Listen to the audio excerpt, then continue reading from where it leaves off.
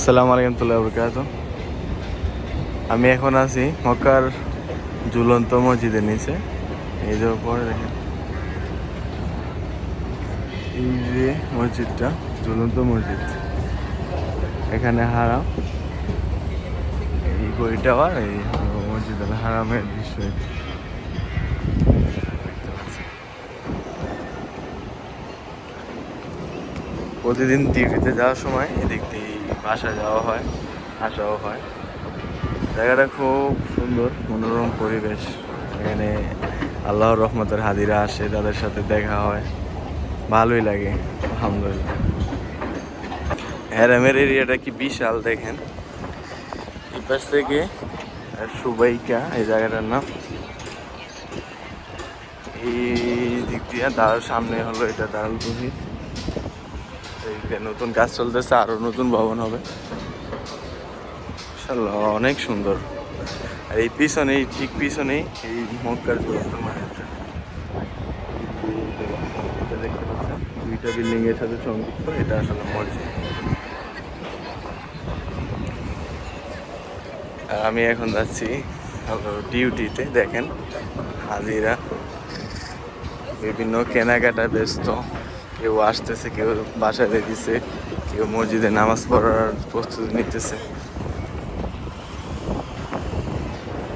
মাশাআল্লাহ আলহামদুলিল্লাহ, দেখেন কি সুন্দর হাজিরা নামাজ শেষ করে চলে যাইতেছে। আবার কেউ কেউ হেরামের দিকে আগাইতেছে। আরামে মক্কাতে কাজ করার মজাই এটা, যখন মন চায় তখন কাবাঘর দেখা যায়, হেরামে যাওয়া যায়, মন চাইলে 2 রাকাত নামাজ পড়া যায়। সবাই চাইলে হয়তো পারে না, আল্লাহ আসলে সবাই সব কিছু দেয় না। আপনি আপনার জীবনে যে সব কিছু পাবেন এর কোনো গ্যারান্টি নেই, যা চাইবেন তা পাবেন তার কোনো গ্যারান্টি নেই। তো সব কিছুই আসলে আল্লাহর ইচ্ছা। আল্লাহ, আমি যেভাবে আছি এখানে, আমি যেমনই আছি, কিন্তু সর্বোপরি আলহামদুলিল্লাহ না বলার কোনো ই নেই। সেখানে মরুভূমিতে থাকলো আমার আলহামদুলিল্লাহ বলতেই তো, কারণ হলো আল্লাহ চাইছে তাই মরুভূমিতে, এখন আল্লাহ চাইছে আমি হেরামে আছি, এই আর কি। আসলে এটাই আল্লাহর ইচ্ছা, আল্লাহ যা চায় তাই হয়। আমরা অনেক কিছু চাইলো এটা মন মতো করে নিতে পারি না। সর্বোপরি আল্লাহর কাছে শুকরিয়া যে আল্লাহ পৃথিবীর শ্রেষ্ঠ জায়গায় থাকার মতো তৌফিক আমারে দান করছেন। আল্লাহর কাছে লাখো কোটি শুকরিয়া আলহামদুলিল্লাহ। তো গাইস, আমার ডিউটি টাইম হয়ে গেছে। আমি এখন, আমাকে ভিডিওটা শেষ করতে হবে। যাদের ভিডিওটা ভালো লাগছে অবশ্যই লাইক কমেন্ট শেয়ার করবেন।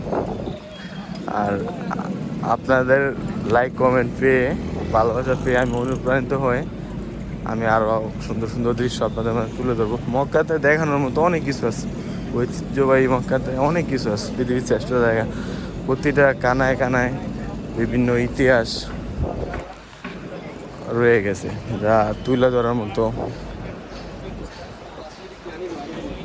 ইনশাল্লাহ সময়ের সাথে আস্তে আস্তে অবশ্যই এইগুলো আপনাদেরকে দেখাবো। আমি এখন দাল তৈরির নিচে আছি, এদিক দিয়ে হেরামে ঢুকতেছি।